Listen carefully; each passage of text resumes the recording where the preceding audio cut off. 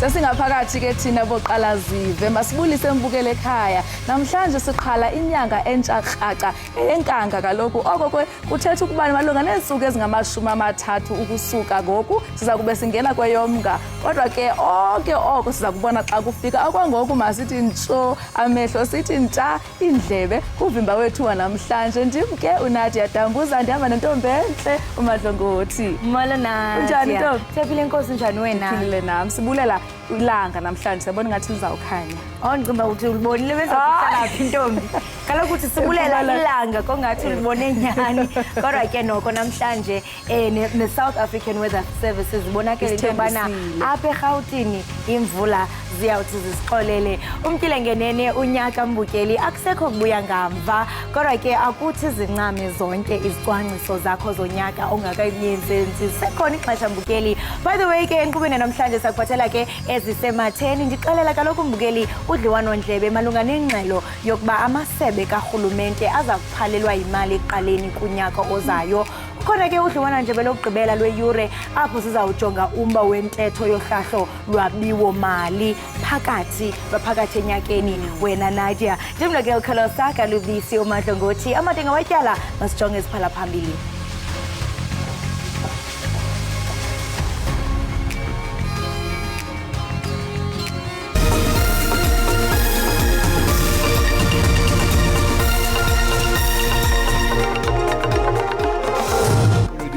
The World Cup in 2019, it's not about us as players anymore. Isikhululo senqwelo moya i-OR Tambo besizele ngentseni yaphezolo njengoko amawaka abalandeli besamkela iintshatsheli zendebe yehlabathi yombhoxo iSpringboks. Indlu yeenkokheli zomthonyama imemelele urhulumente ukuba alubeke phambili ukhuseleko lweenkosi zomthonyama kwaZulu Natal.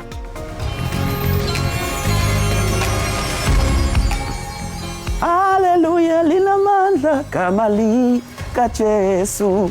Sanibonani babukele emakhaya igama lami uSibubhana the gospel dude ngila ekhaya Jikelele keep watching ekhaya Jikelele simphathele kumnandi umdlalo neindaba nayo yonke into oyithandayo. Bless you.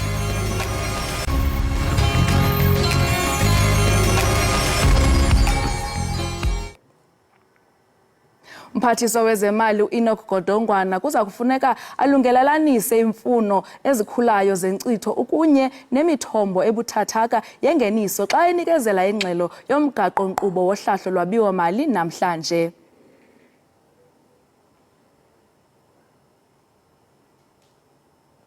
Imali zikarhulumente ziphantsi koxinzelelo ngenxa yoqoqosho olubuthathaka okukhokhelela ekuqokeleleni ingeniso ephantsi. Iingcali zezoqoqosho zithi abarhafi sele baphantsi koxinzelelo kwaye njengoko unyaka ka-2024 ingunyaka wonyulo akunakwenzeka ukuba urhulumente anyuse irhafu nto leyo ethetha ukuba kungafuneka aboleke imali eninzi ukongeza kuhlahlo lwabiwo-mali.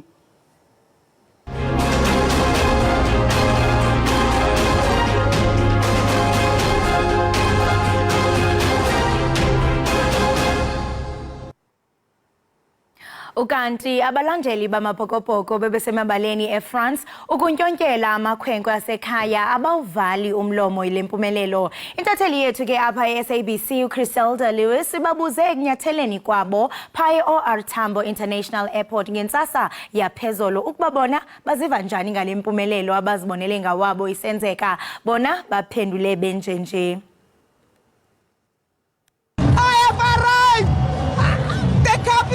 With us as we said it when we got there. I'm so happy. I don't know what to say. I don't know what to do. I am happy. We had the best time. I cannot believe the box won, even though it was nail biting. It was the most electric atmosphere I've ever experienced. No, it was absolute crazy. 80,000 people. It's insane to see all of them go mad for the box. To all our boys, we are saying, Springbok, you made us proud. We love you all, guys. Baba, thank you so much, and thank you for being a great ambassador to our country. ukanti kungabalwa kweNelson Mandela Bay kwisigaba sokuqala sokhenketho lwendebe yamabhokobhoko kudale isankxwe kwesi sixeko. Isixeko seBuffalo City eMonti siphakathi ke kwezixeko ezibandakanywe kolu khenketho lokuqala. Kwistatement sombutho wombhoxo iSARU kuvakaliswa ukuba iNelson Mandela Bay iya kuba kwisigaba sesibini solu khenketho ngo-2024, kodwa esi sigqibo sifakwe umngeni ngababandakanyekayo kwesi sixeko. Alala yimpumelelo elandela enye impumelelo yendebe yehlabathi kumabhokobhoko, kodwa ingingqi yaseNelson Mandela Bay ayizokuchola naphansi kukhenketho lwendebe yombhoxo kulonyaka.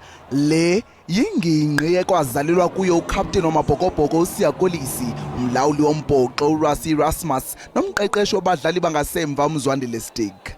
It's hurtful in the sense that our people are so passionate about rugby, and our opportunities to interact with these players, to see them physically present, to be within touching distance from them, is so limited. Abasemagunyeni kwesi sixeko asibaginyisi mathe kwaphela isisigqibo kungoko befake isicelo kumbutho omkhulu wombhoxo iSARU ukuba isiqwalasele kwakhona. What can be done is that the morning part of Sunday, the tour is in East London. A flight is then chartered, which the municipality and I'm sure the Chamber of Business and all the other role players will come on board. We'll charter a flight for the Springboks to get them here, and then from the afternoon for 4 hours they can spend here in Nelson Mandela Bay. Abaxhasi bebetshatshela ngentshisakalo yamabhokobhoko de yabuyela ekhaya indebe yehlabathi bazityande igila ngalo mbabe njenje. It's very disappointing because it's now the second time. In 2019 we were waiting in the northern areas, waiting for our team to come, and they didn't. Umbutho wombhoxo weli SARU uthi olukhenketho luza kuthabathela ingqalelo izixeko ezinabantu abaninzi kweli kuquka iKapa, iTheku, iGauti, iSoweto nePitoli. Ze boleka ngelithi ukhenketho olusingisela kwingingqi yaseNelson Mandela Bay luza kucwangciswa ngo-2024. Agaleleke kweli phezolo kungamayeye yamabhokobhoko azintshatsheli zehlabathi kumbhoxo isihlandlo sesine. Kamawaka abalandeli abamkelwe ngezandla ezishushu kwisikhululo senqwelo moya iOR Tambo ekhahlela ke kulamagorha ikhusele ngempumelelo indebe yawo eFrance kubusuku bangomgqibelo. Ngamawaka abalandeli ethondelene eTerminal A kwisikhululo senqwelomoya eOR Tambo eRhawutini ukubhiyozela uloyiso lwamabhokobhoko isihlandlo sesine kwindebe yehlabathi. Abalandeli abaminyaka engalinganiyo obudala bangungelene isentsha emini namhlanje ukuzibonela ngawabo indebe yehlabathi kumbhoxo iWebb Ellis ze kwangaxeshanye babona amabhokobhoko azintandane zabo. Ikapteni yamabhokobhoko uSiya Kolisi uphinde wayinikezela kuba bonke abemi beli lempumelelo. People were hopeful in 2019, maybe we'll win it. But this time we could feel that people expected us to win this World Cup. So the support and the videos, as Mr. President said, honestly, after trainings we would see, or after games we would see what's happening back at home. And that's why we made that decision that we've already won the World Cup in 2019. It's not about us as players anymore. What can we play? We always play for South Africa, but we wanted to make sure that this one is for the people of South Africa. This one is for every single person in South Africa. Rich, poor, it doesn't matter. And it doesn't matter where you come from. Ilok uEben Etzebeth ezenzele udumo emva kokufaka itry eza nempumelelo kumdlalo wequarter finals neFrance ufike echabe inhloko ngokutsha. Yeah, so it was about 5 weeks ago. I think me and Archie Snyman spoke on the bus, and I just said if we win the World Cup, I'll cut my hair the same as yours. And obviously after the win in the final, it was about 4:30 in the morning. And the last time I drank water was in the game. So we weren't drinking water, and he just reminded me of my bet. And obviously I wanted to be a man of my word, and I mean, winning this cup with these guys, I'll do anything. So yeah, I decided to cut my hair, and he sat me down, and Damien Vanessa cut my hair, and I've gotten a few compliments, probably from all my friends. My wife also says it's not too bad. So as long as she's happy, I'm happy. Umdlali wasephikweni uCheslin Kobe owashiyeka entshwizisi emva kokukhutshelwa ngaphandle edlala eRhabaxa uthi wathi qabu noqolombe efile nje emva kokuba le ndebe ibuyele ekhaya iza kuhlala eminye iminyaka emine. Getting a yellow card was disappointing, and you drop a whole team, you drop our whole country in minutes like that in the final. So yes, I'll be honest, I didn't watch the last few minutes of the game. I've seen a few videos of it now, but honestly, God did it for us, and yeah, just grateful to be sitting here and having the Webellers in South Africa. So yeah.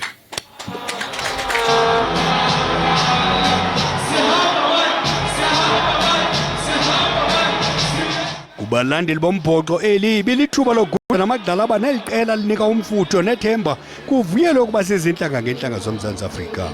We are happy for our brothers for making it so far. It's an opportunity for South Africans to be united. This.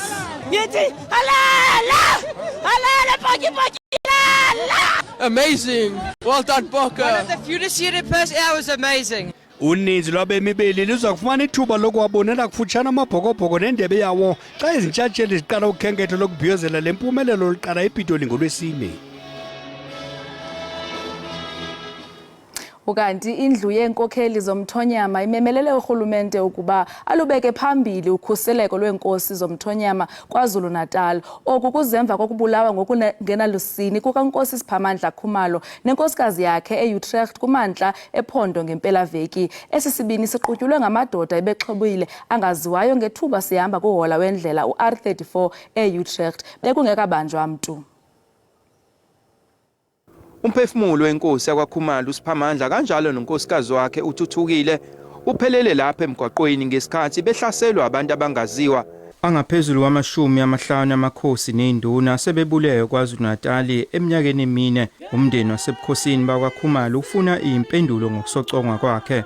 Ubuhlungu esibuzwayo namhlanje nabenzakayo lapha eMantongweni asifisa ukuthi ke ezinye izindlu zamakhosi namanye amakhosi okuzivelele thina kuwavelele nawo ngoba kubhlungu kakhulu.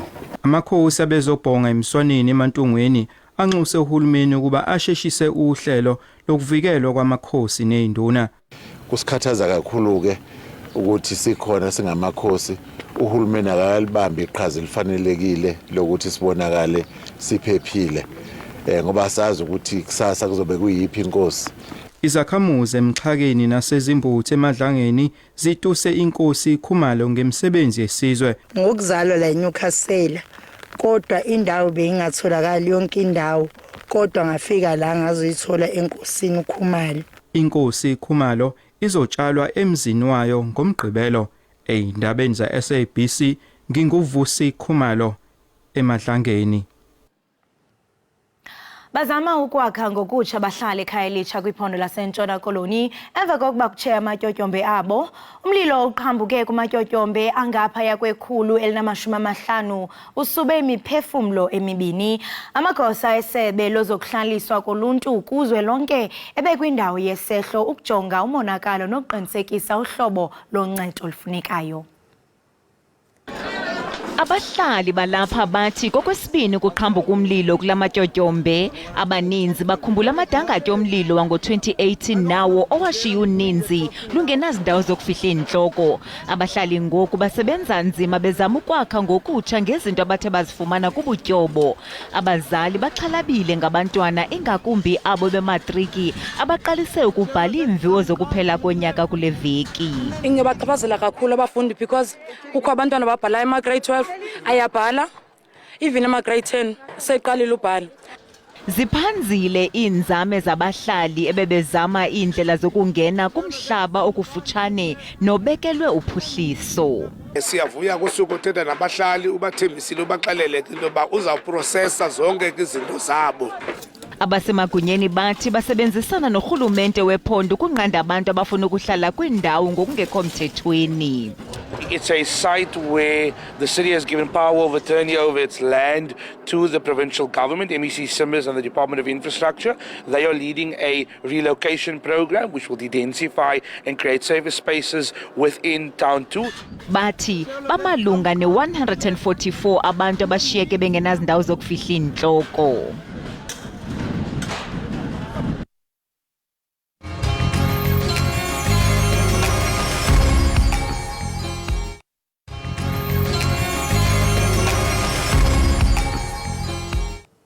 Siphinde sikwamukele mbukeli usabukele Ekhaya Jikelele. Umphathiswa wezezimali uEnoch Godongwana uthi ibhanki lombuso eSouth African Reserve Bank liqatsela ukuba urhulumente uza kuphelelwa imali ekuqaleni konyaka ozayo ukuba akukhalimelwa ukuchithwa kwemali. Umphathiswa wezezimali ukuthethe oku xeshikweni ethulula intetho kumsitho obusingathwe ngumbutho eRhalima Motlanthe Foundation eDrakensberg kutshanje. Ingaba njani imeko mbukeli ukuba kungenzeka ukuba amasebe karhulumente angaphelelwa imali? Yintoni kanye le ekumele yenziwe ngurhulumente ukunqanda oku? Kanti ke ufumana banzi ngoku silande ingcaphephe kwezezimali ezosichubela kabanzi uOwen Nkomo. Owen, masikubulise sikwamkele enkqubeni.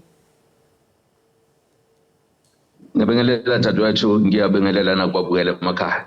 Enkosi kakhulu ngokuthi uvuke nathi uzosichazela. Ingaba kulungile na ukuba abantu baxhalabe ngezingxelo ziphuma kumphathiswa zokuba urhulumente angahlaphelelwe imali? Yebo dadewethu, sikubuka kuyinkinga enkulu lokho, kanti siyakubona lapha esebenza khona la sixhumane neminyango kahulumeni laba abasebenzi bangaphakathi bekhala ngokuthi ama-budget ayancishiswa. Ungayikoleni uzothola ukuthi bakhala nangokuthi i-budget nayo yokuthenga i-stationery nezinto ey'fana nalezo ayikhishwanga ngesikhathi kulo nyaka esiwuphothulayo manje.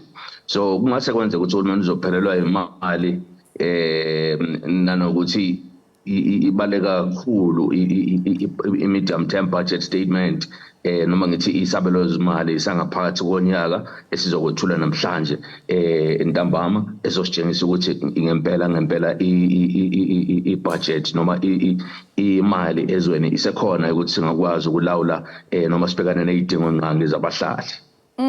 Le ngxelo ingaba iza-affecta njani, izaba nomthelelo onjani kwindlela amasebe karhulumente asebenza ngayo? Izothikameza impela indlela kumele asebenze ngayo ngoba kuzokhumbuleka ukuthi ama-budgets a-allocate-wa ngoFebruary walo nyaka kwabugodongana. Kodwa uma kuzophelelwa lo nyaka kuyukuthi iqiniso ngempela ukuthi uhulumeni uzobe engasenayo imali kusuka ukuthi imali sizothathwa icatshunwe kwamanye ama-departments. Engiboni ngathi kuzokwenzeka namhlanje nge-budget le-medium term. Ama-departments angayisebenzisi kahle imali, azolahlekelwa imali iphinde ibuyele futhi ku-National Treasury ibisidluliselwa kulama-departments ayiphethe kahle afeza ama-budget plans awo. Kuphinde kubaluleke ukuthi uhulumeni kumele aqhamuke nendlela yokulawula labantu abanikezwe le mali ukuze ithuthukise izwe lethu, kufakwe infrastructure, abantu bathole zonke izidingo zabo eziqhamuka kwahulumeni. Kukhona udaba ebengilifunda izolo ukuthi idolobha laseThekwini lihlulekile ukuthi lisebenzise imali engaphezu kwa-1 billion rand okugcina kuholele ekuthaneni ibuyiselwe ku-National Treasury. Kodwa uma ngena edolobheni laseThekwini uzobona ukuthi limahliphelile nje ngcolile endaweni zokuqeda isikhathi ama-beach nendaweni enjalo uthola ama-swimming pool asebenzi okukhombisa khona ngempela ukuthi kukhona ukungayiphathi ngendlela imali, kanti-ke kukhona nokungasebenzi ngokuyikhandla ukuthi imali isebenze isetshenziswe lapho kumele isetshenziswe khona. Kuzomele uhulumeni azame enye indlela yokuthi amanejele abantu abaphethe imali eqhamukele kwa-National Treasury. Ungathi mhlambi xa kukho amasebe abuyisela imali kuhulumente kude kuphinde kuthiwe iphelile imali, yintoni kanye le ingenziwa kakuhle? Ungathi mhlambi abasebenzi nabo baninzi ngaphezu kokulinganiselwa? Bona baningi abasebenzi bakahulumeni dadewethu nakumasipala. Into esihlale esikhuluma ngayo lesithi i-budget ebekelwe ama-salaries kulo nyaka olandelayo ingagcina ifike ku-710 billion rands okuyimali eningi kakhulu, okusho ukuthi it's the biggest budget expense kwahulumeni bese kuba nama interest costs nezinto enjalo baningi bona abasebenzi bakahulumeni bona dadewethu ngibona ngathi kumele kube khona indlela yokwenza ezokuvumela laba sebesebenza isikhathi eside mhlawumbe abasebeneminyaka engaphezulu kwa-60 ukuthi bathathe early retirement ukwenzela ukuthi sikwazi ukonga imali ibuyele kwi-national treasury bese isidistribute kabusha kanti-ke nalabantu abaphethe imikhandlu abantu abaphethe umasipala kumele kube ne-scorecard sabo esithi kumele isebenzise yonke imali njalo sifuna ukubona ukuthi uyisebenzise kanjani uletha ushintsho olunjani ngalowo nyaka obunikezwe leyo mali ukwenzela ukuthi kube nentuthuko emphakathini abantu bangaqhubeki bakhala ngokuthi awekho ama-bridge emfuleni owelwa izingane maziye esikoleni awekho ama-street lights akukho ukuphepha security emakhala behlala khona ngoba ngempela kukhona ukushaya amanzi uma imali ingaphindiselwa emuva kube ukuthi abantu basakhala ngey'nsiza ney'dingo nqa. Mnumzane Nkoma, njengengcaphephe yezezimali urhulumente wethu uthanda uzibona esengxakini cishe efanayo nyaka nonyaka. Sesiphi mhlawumbi isisombululo ongathi uze naso wena kule nyewe? Angeke niphinde ninginxusela noma nganitshela ukuthi yini okumele yenziwe kodwa siyazi ukuthi kumele senze njani. Abantu asebekhathele bakwethu abanikeza abanye abantu amathuba ukuthi bahole indlela engibuka ngayo mina ngibuka ngaleloso ukuthi umuntu engasafuna ukusebenza sekhathele sekukhona okunye abhizi ngakho akanikeza abantu abasenomdlandla ukusebenza basebenzele isizwe sethu ithuba lokuthi bahole ngoba mase ngaqhubeka kanjena kusho ukuthi i-wasteful expenditure angeke size sikwazi ukulwa nayo.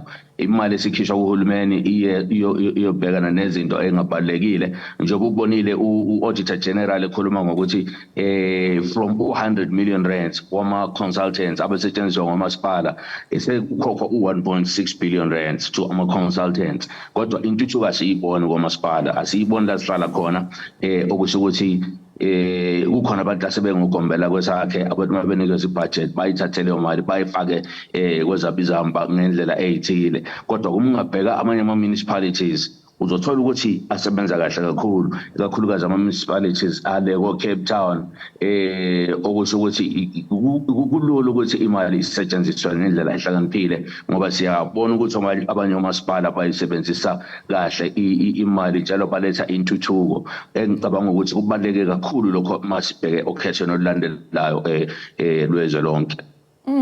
Ingaba okumhlambe asoze kubothuse abatyali imali ukuze bahoxe ekuxhaseni nasekufunquleni uqoqosho lwethu? Sebejwayela abatshali beyimali nadadewethu ukuthi e-Afrika nje ukungaphathi kahle kwemali into eyenzeka mihla namalanga kanti-ke baphinde babuke ukuthi i-stability ye-economy noma i-stability ye-politics South Africa is #1 on the continent, if maybe not to top 5.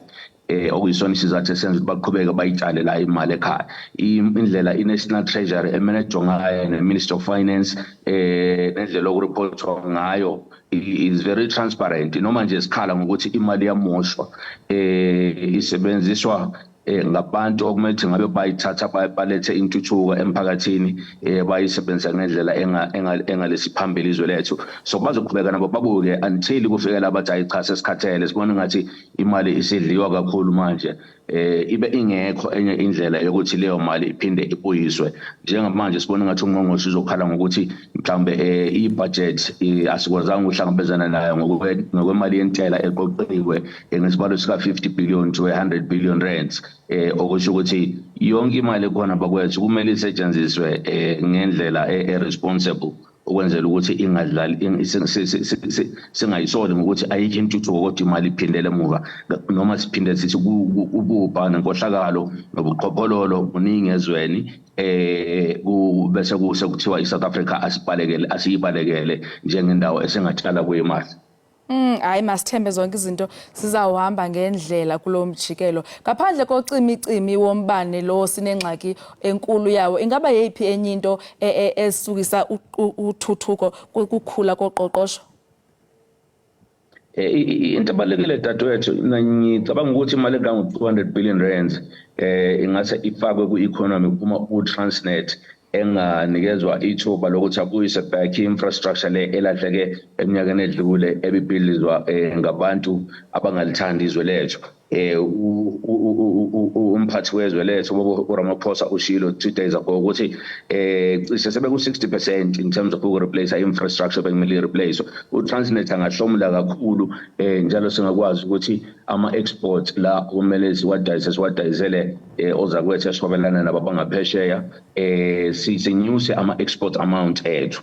Ngajabula kakhulu Transnet engayithola imali ayidingayo noma nje engeze kuyithola yonke kube khona imali eningana ayitholayo azobe eseyisebenzisa ekubuyiseni ojantshi.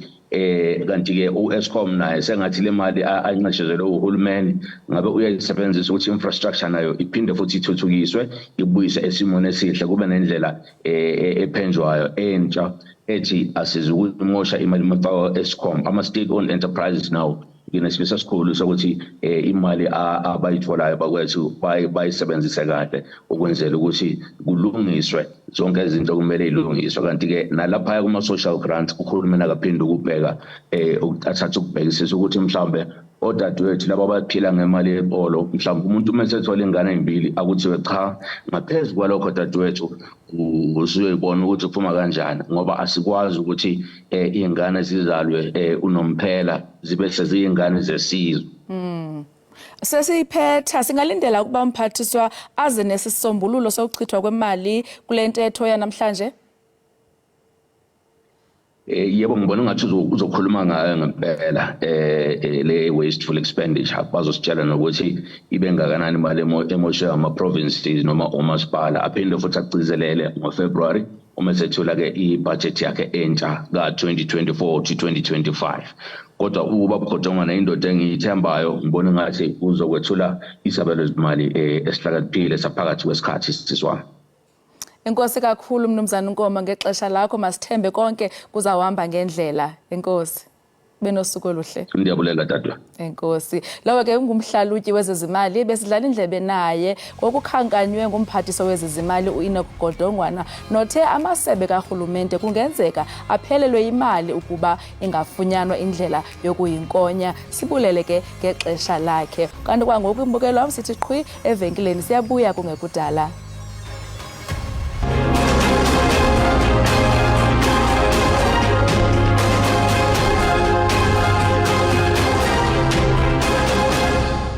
Enkosi ngokuhlala nathi nisasibukele apha ekhaya Jikelele. Sihlabele mgama mbukeli novimba wethu ngoku ke sizawuqhagamshelana nentatheli yalapha ekhaya uLulama Matya oza kusixelela banzi malunga nohlahlo lwabiwo mali lwaphakathi konyanga.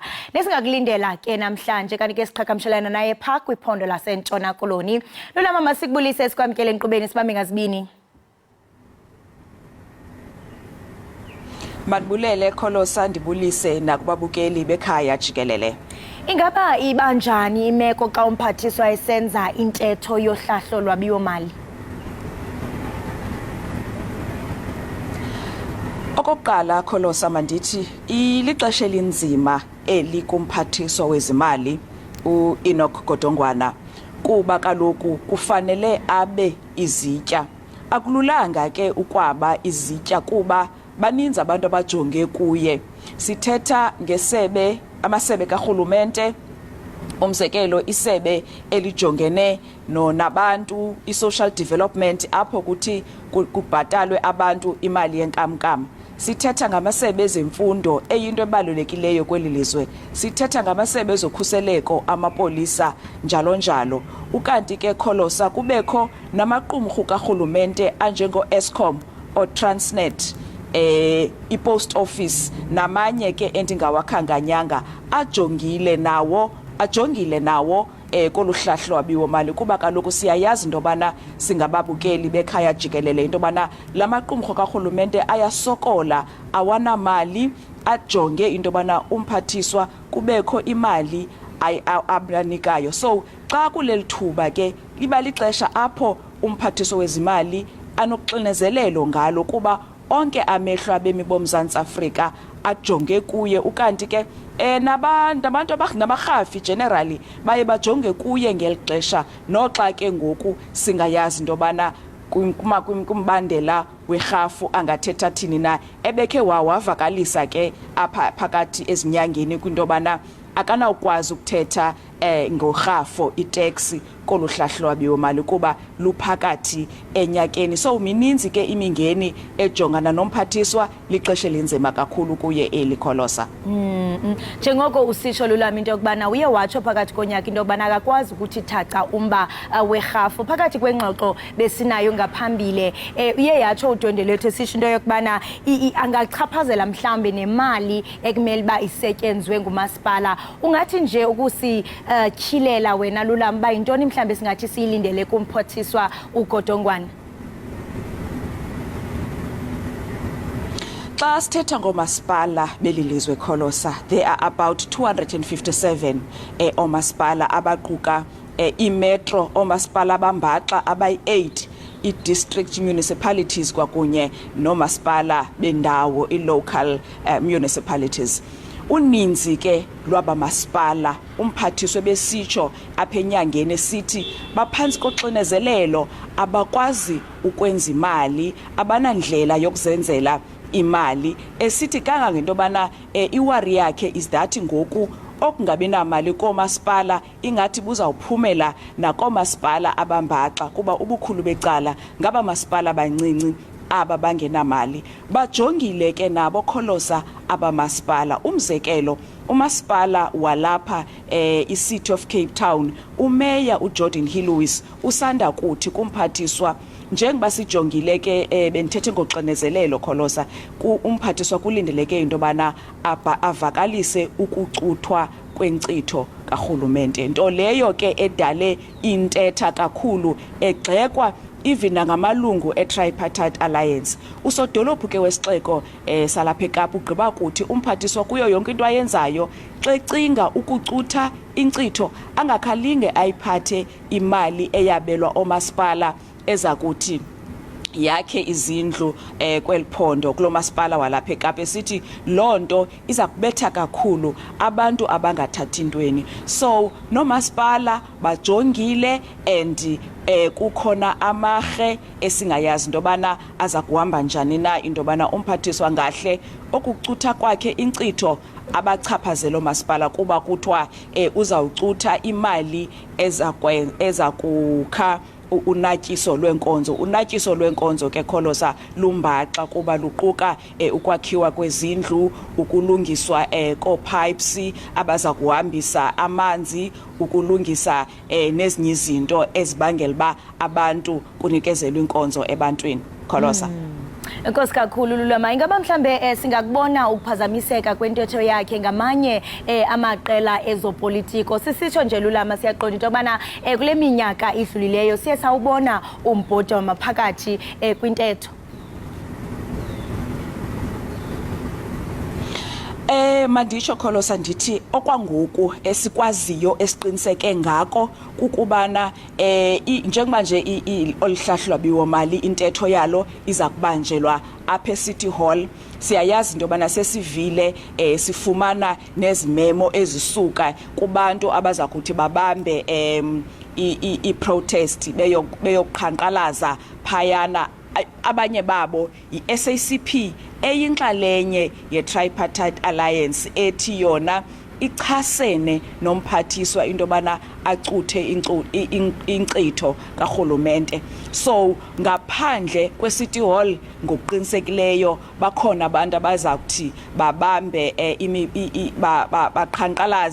baqhankqalazela izinto ezininzi ke Kholosa malunga noluhlahlwabiwo-mali ngaphakathi kwivenue eCity Hall ngokwamalungu amaqela ezopolitiko asilindelanga nto, kodwa ke manditsho Kholosa ndithi it's unpredictable izinto eziyezenzeke ngaphakathi kwindlu kuba the last time babehleli sabona iqela eliphikisayo elilikhulu eliphikisayo iDA iphuma phakathi ngexesha kwakuvotelwa umkhuseli luntu esilindele into bana enyulwe ukholeka Gcaleka. So kodwa ke ngaphakathi silindele kube kucwangco amalungu eParliament amamela umphathiswa into bana uzawuthetha thini na, kodwa ke ngokuqinisekileyo ngaphandle bazabe bephumile abo bazixeleleyo into bana bazaqhankqalaza bemema onondaba mabahambe bayokhavarisha oloqhankqalazo lwabo. Ingaba mhlambe singamlindela umongameli weli uCyril Ramaphosa bekhona ngale njikalanga njengoko kaloku esanda kubuya pha eFrance? Ngokuqinisekileyo umongameli Kholosa wasoloko eyinxalenye yohlahlo lwabiwo-mali. Uba nje ndingakhumbuza ababukeli besekhaya jikelele, uhlahlo lwabiwo-mali lungabe nje intetho yenziwa ngumphathiswa wezimali, kodwa ke sisigqibo secabinet eso, bayahlala bebonke balungiselele yonke into ezawuthi ithethwe. Ewe iza kuthethwa ngumphathiswa, kodwa ke umongameli wesizwe wasoloko ngalo lonke ixesha ekhona, kangangento bana Kholosa neprogram yakhe ibikhutshiwe si-spokesperson sisithethi se-president uVincent Magwenya utshilo into bana kwiprogram kamongameli yale veki iquka ukuza kuba khona amamele umphathiswa wezimali xa eza kuthetha noMzantsi Afrika ngale njikalanga, then aphinde ngomso azokuphendula imibuzo apha eParliament. Singatsho sithi iye yaxhalabisa kakhulu intetha kamphathisa xa esisho into yobana uba ngabe uMzantsi Afrika akakwazi into yobana azilungiselele okanye akhathe i-expenditure. Singasibona mhlambe singena kwamali xa kuziwa kunyaka ozayo ngoApril. Ngokokubona kwakho intetho kamphathiswa le azawuthi mhlambe ayithi thaca ingazisa ithemba kusini na kubantu belilizwe njengoko sesibona into yobana already abantu sele besexhaleni? Silindele into bana anabe banzi ngalombandela wokunto bana wokuxhalaba kwakhe into bana ngoMarch wonyaka ozayo uMzantsi Afrika ungangabi namali. Kufanele into bana lithuba lakhe eli lokuba athethe phandle, achazele abemi boMzantsi Afrika, achazele osomashishini, achazele nabatyali zimali into bana ezintetho zithethekaye eziphuma kuye uzithetha ngamagama athini and yintoni na ekufaneleke yenziwe ukwenzela into bana zingenzeki, because kaloku ziyaxhalabisa xa kuza kuthiwa uMzantsi Afrika ngoMarch wonyaka ozayo ungangabi namali. Abaphangeli baza kwenza kanjani? Wonke nje umuntu abantu abamkela indodla abaxhomekeke kurhulumente baza kwenza njani? Wonke nje ummi woMzantsi Afrika iyamxhalabisa la ntetho. So umphathiswa ndibona ngathi mna lithuba lakhe ke ngoku into bana anabe banzi into bana ebethetha ukuthini na and yintoni na ekufuneke yenzekile ukunqanda into bana loo nto ingenzeki, because kaloku uba inokwenzeka no one can imagine, wonke umuntu unocinga into bana kungenzeka ntoni na xa kuthiwa uMzantsi Afrika awunamali. Umbizo umila ugunqe kokuba yintoni ekumele yenziwe uqinisekisa into yokubana sibona isisombululo kule ngxuba kaxaka esijongene nayo singuMzantsi Afrika. Lula mamatya masibambe ngazibini ngexesha lakho. Right, imbukeli we-Ekhaya Jikelele lo ke besithetha naye intatheli yalapha i-SABC uLula Mamatya, nalapha ke besinabisela banzi ngesingakulindela namhlanje kwintetho yohlahlo lwabiwo-mali. Kusanjalo mbukeli masithi qhuye evenkileni, qiniseka awugunqi usabukele i-Ekhaya Jikelele.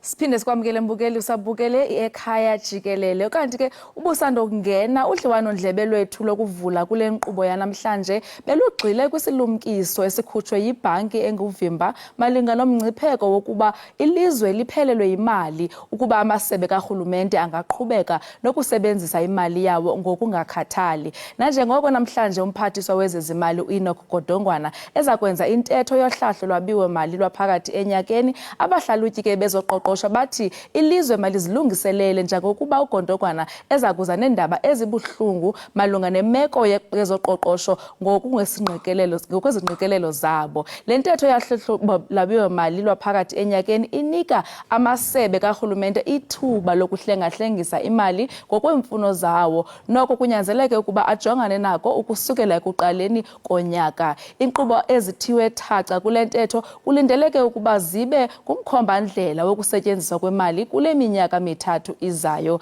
Sithetha nje sinxibelelana nomhloli onamava kwizifundo zeqoqosho kwidyunivesithi yaKwaZulu-Natal, uGqirha Basela Yalezo. Uza kusicacisela ngokulindelekileyo ke kugodongwana namhlanje. Dr. Yalezo, masikwamkele sikubulise enkqubeni. Inkosi msasazi, ndibulisa kuwe nakubaphulaphuli nakubabameli emakhaya. Sisathetha ngale ndaba yohlahlo lwabiwo-mali. Masiqale ngokusicacisela mhlawumbi ngentetho yohlahlo lwabiwo-mali yaphakathi enyakeni. Yintoni injongo yayo? Sasazi, le intetho injongo yayo kukusinika umkhomba-ndlela woba njengoba ebesinikeze ibudget uminister ekuqalekeni konyaka sihambe saphela phi ngoku. Njengoba ebesinikeze la budget for the next 3 years, uyawusinikeza ke ngoku ntoba sihambe saphela phi, uzawukonyusa okanye uzawucutha mhlambe enye yemali ebeyiplanile uba uzoyinikeza ii-departments. Okunye ke msasazi kukujonga intoba i-economy le okanye ke iSouth Africa ikwazile na okanye izawukwazi ukwenza inzuzo esingaqhubeleka okanye kuzokwenzeka intoba iqhubeleke i-service okanye inikeze imali to omasipala, to i-government departments, kwakunye nokuzisa inkonzo ezenziwa ngurhulumente eluntwini. Wena ke njengomhloli onamava, xa ujonga imeko yezoqoqosho leli lizwe, singalindela ntoni kwintetho kagodongwana kwaye zeziphi izizathu ezinokuthi zikhokhele koko aza kubhengeza namhlanje? Sasazi, uyawukhumbula uba ingxaki ekhoyo ngoku intoba usazi seyitshilo into kokuba sizawuba ne-shortfall, that is ke imali besiyi-expectile izawuba less than le besicinga uba sizawuyifumana. Uba kunjalo ke msasazi, ithetha ukuthi uqoqosho alukhuli, ithetha ukuthi abantu abaqeshwa emisebenzini okanye abantu baphelwe imisebenzi. That is, i-tax base yethu ayonyukanga at all, ukusuka apho yehlile, nee-companies azenzanga mali okanye azenzi mali. Nokunye ke msasazi into kokuba urhulumente in terms of i-efficiency okanye usebenzisa ngendlela eyiyo imali neeprojects ebeplane ukuzenza, ithetha ukuthi zizawuqhwalela ke ngoku njengoba urhulumente ezibhaqa kule situation ye-economy which is not performing, ne-tax base which is shrinking as well as i-expenditure karhulumente eqhubayo isonyuka. Xa imeko injalo inyanzelisa uba kwenzeke intoni ke ngoku msasazi? Inyanzelisa into yoba kwenzeke into ezimbini. Eyokuqala, into yokokuba urhulumente aboleke imali ukwenzela into yokokuba azokwazi ukuqhubeleka nokwenza ezi nkonzo okanye nenkcitho le ebeyenza efunwa zi-social grants okanye i-social welfare efunwa zii-government departments ne-municipalities. Uba urhulumente akakwazi ukwenza loo nto, ithetha ukuthi kuzonyanzeleka acuthe inkcitho ebeyicwangcisele lo nyaka, that is reduce i-projects okanye ii-tenders ezithile azikhathe njengoko sesibonile. Abanye boogxa bakho Doc bathi bazingcali zoqoqosho bathi ixabiso lerhafu mhlawumbi singalibona nalo linyuswa. Abachaphazela njani abemi beli lizwe uba kunoba njalo? Msasazi, ingasichaphazela kakhulu. Make senze umzekelo, i-tax base yethu yase-South Africa yofumanisa uba kubhatala irhafu abantu abasebenzayo, that is the personal income tax, which is about 35%, and then ube ne-VAT as well, uphinde ube ne-corporate tax. I-corporate tax ile bhatalwa irhafu ile bhatalwa zii-companies. I-companies ezininzi zivalile okanye zenza ngamali due to i-problem ye-load shedding, so i-companies are not performing at their maximum. Okunye ke msasazi, urhulumente anganawo umnyenyevu uba onyuse irhafu. Uyawukhumbula into yoba generally in the world irhafu ingu-19% le iyokuthenga i-VAT, eyethu ke South Africa sengu-15%, so urhulumente angakwazi ukuyonyusa yona. Kodwa ubunzima bokwenza loo nto msasazi, abantu abangathathi ntweni bawuthwaxeka kakhulu ke bona kuba akukho mntu ungayibhataliyo i-VAT. Uba urhulumente unokonyusa i-income tax, mhlawumbi angakwazi ukwenza loo nto, kodwa I-problem nje esinayo indoba sinabantu abambalwa abasebenzayo ayizunceda indoba onyusa itax kuba abo bantu bahleli bephansi koxinzelelo already. So urhulumente kunyanzelekile indoba acuthe inkcitho, that is i-tenders ezinye angakwazi ukuzimisa for a year or two. Okwesibini ke aboleke imali azame indoba kube khona i-efficiency engummangaliso kwi-government departments. Currently indlela i-government departments eziphethwe ngayo ayinikezi mdla kwakunye nendlela omasipala abalawulwa ngayo. Most yabo abakwazi usustain okanye baxhomeke urhulumente, abanye baphansi kwe-administration. Sine-government departments ezininzi, ezinye singaske zidityaniswe ukwenza into yokuba urhulumente aphungule inkcitho mali. Okwesibini sine-parliamente nje inkulu nee-ministers ezininzi nee-deputy ministers ezininzi. Yonke loo nto ithetha ukuthi urhulumente if ufuna ukwehlisa inkcitho ngekaqale kwezi government departments nee-municipalities ezinye azidibanise together so that over time sikwazi ube sisave imali. So uthi ezi municipalities zibalwa koma 200 and uba zinocuthwa zihlanganiswa kungabhetere? Asina choice msasazi, ungabhetele kakhulu. Okwesibini ke msasazi uyakhumbula uba sine state owned entities ezingummangaliso ezingenza imali. U-Transnet as we speak ufuna imali from u-government, u-Eskom naye akenzanga any profit so far and u-government has guaranteed. Nezinye ke i-departments ezifana no-SAA apho urhulumente bewanikeza i-bailout post office. So ezinye state entities either ugovernment uyazivala okanye aziprivatize so that sicuthe imali ye-bailout le ekufuneka iphume from i-fiscus le ephansi koxinzelelo. Uqinisekisa uba uqoqosho aluziki, zeziphi izinto ezifuneka zenziwe ngurhulumente kwaye ngokoluvo lwakho ingaba amanyathelo athatyathwa ngurhulumente anika ithemba kusini na? Sasazawanika ithemba konke uyawukhumbula into kokuba urhulumente we-ANC wenza i-National Development Plan and i-target yakhe was that ufuna ukukhulisa uqoqosho ngomyinge ongapha ku-5%. Ukuzothi ga ngoku msasazi khangakwazi nokusondela kulo myinge. I think at the most wayepha ko-3 point something but currently siko-1 point something. Ndiyaqiniseka into yoba kulo nyaka mali sikuwo won't get anything more than 1.5. So ithetha ukuthi uqoqosho alukhuli, zonke izicwangciso bebezenzile in terms of ukhulisa uqoqosho azenzekanga. Okunye ke msasazi for iSouth Africa uze ikwazi into yoba uqoqosho libe liyakhula sinida into yoba sibe nolawulo olucacileyo nolawulo esinothi ke lusisa phambili, good corporate governance. Ayikho loo nto ke kwiSouth Africa. Uyawukhumbula umasipala bantyumpantyumpeka kwi-wasteful expenditure ne-corruption. I-government department is the same thing and yet i-municipalities zezona ebekumele uba ziyancedisa ukhulisa uqoqosho at a lower level. So yonke loo nto ayenzeki. Sine-problem ye-load shedding engummangaliso. I-companies ezininzi are not able to make money because of i-load shedding. Sine-problem ye-crime engummangaliso eSouth Africa. Sisuka kwi-COVID sinjalo. So urhulumente akenzanga ngokwaneleyo in terms of ukukhulisa amashishini okanye ukwenza i-environment apho amashishini angakhula khona.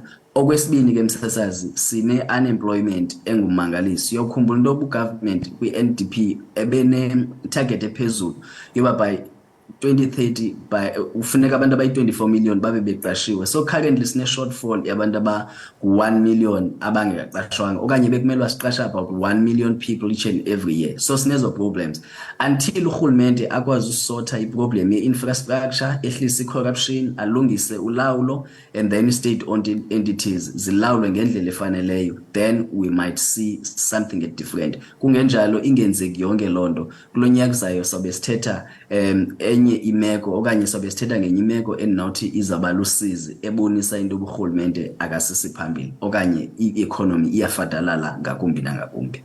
Doc, ingaba le meko lusizi uthetha ngayo singabona mhlambe abasebenzi bakarhulumente bona kumasebe ahlukeneyo bephelelwa yimisebenzi? Wemsasazi uyawukhumbula into yoba if uzoba ne-post office mhlawumbi engazude i-bailout okanye ke ibe iya resuscitatewa successfully, the next thing ezawulandela kwi-agenda ezinjalo zikarhulumente kukuzivala and then obviously abantu bazophelelwa imisebenzi.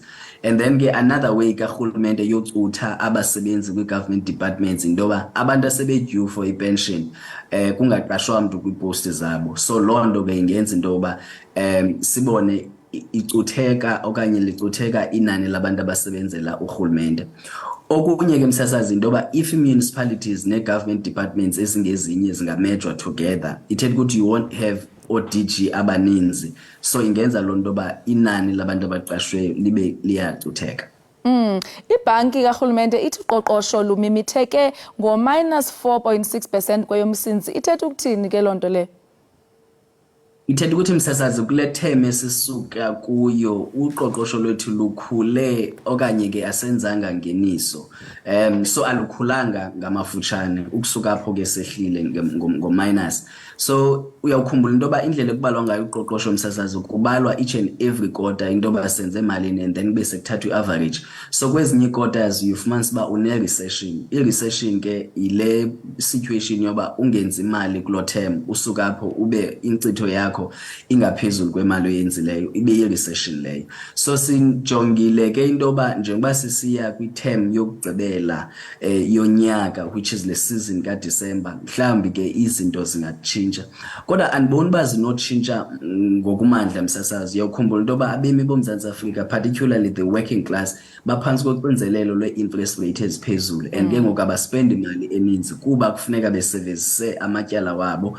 Abanye bakwazi usevisa amatyala wabo. So we might not see a lot of spending kwi-4th quarter, although ke during the Christmas abantu badla ngospenda a bit more, but we might not see a lot of spending due to interest rate esephezulu okwangoku.